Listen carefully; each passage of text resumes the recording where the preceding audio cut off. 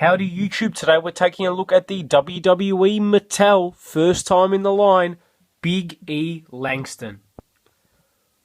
One of the most underrated wrestlers in the WWE at the moment. Someone I'm very impressed with, certainly has a lot of strength. I rank him on par with someone like Cesaro in terms of being capable of achieving a lot, but really being held back at the moment. He is part of the New Day, competing for the Tag Team Championships along with Cesaro and Tyson Kidd. They put on an absolutely outstanding match at Payback. Really great. Highlighted, I think, the skills of Cesaro and of Big E. Both those guys really, really impressive. It's a shame Big E was the Intercontinental Champion about 12 months ago, or maybe a little bit longer. And unfortunately, he just did absolutely nothing with that title, basically losing a whole heap of non-title matches and then eventually dropping the title, which was really, really disappointing to see. Still, really cool looking figure. He's doing well now with the New Day. Hopefully, one day, although it's unlikely, he does get into some spot of notoriety. On the top left there, nice shot of Big E from Tampa, Florida, of course. Really cool looking figure.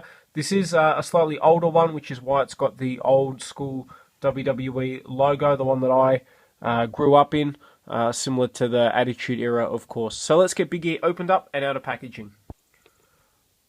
On the back, we have a nice shot of Big E. Down the bottom, other figures in the set, CM Punk, Christian, Jack Swagger, Fandango, and Caitlyn.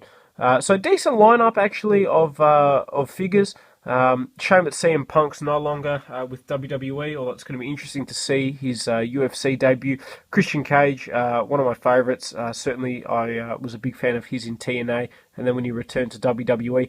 Jack Swagger, he's a former world champion, and I honestly don't know why. It's people like him that every time I remember he's a world heavyweight champ, I think back to Chris Jericho, who said a really, really great line that out of world champions, there's probably 100. Out of those 100, there's only probably 30 that are true champions, and Jack Swagger certainly is not one of those. Fandango, not a really great figure for his first time in the line.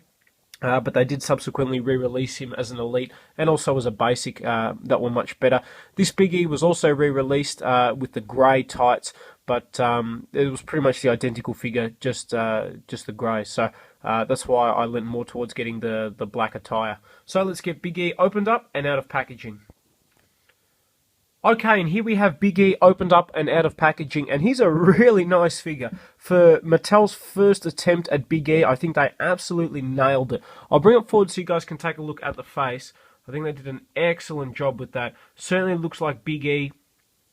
He's got that nice, almost Brock Lesnar type haircut, the buzz cut there on the side, which is really cool. Shame there's a little bit of a scuff mark there on the side, but really cool. I'm not sure what this lion symbol means or why he's got it there. I don't know what the significance of that is, so if anyone does know, please let me know in the comments below. Really nice attire. I like how it carries through all the way on the back as well. Shame that he's really underrated because he is just awesome strength-wise.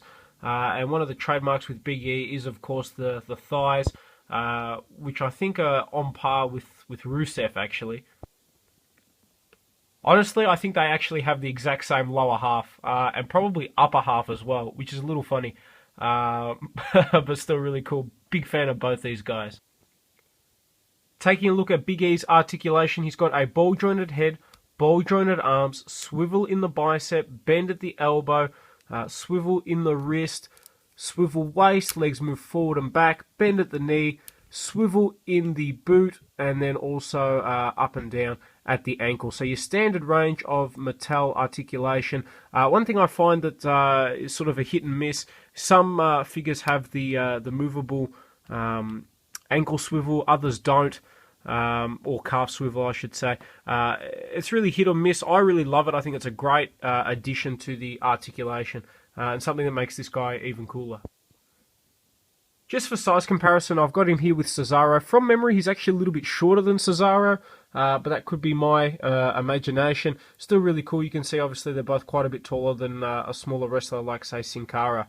But still, really awesome. Very glad I was able to pick up Big E. If you're a fan of this guy, if you're a fan of the New Day, even if you're not, and you're looking to, I guess, just add to your collection, then this guy's worth picking up. Having said that, though, I'd probably wait.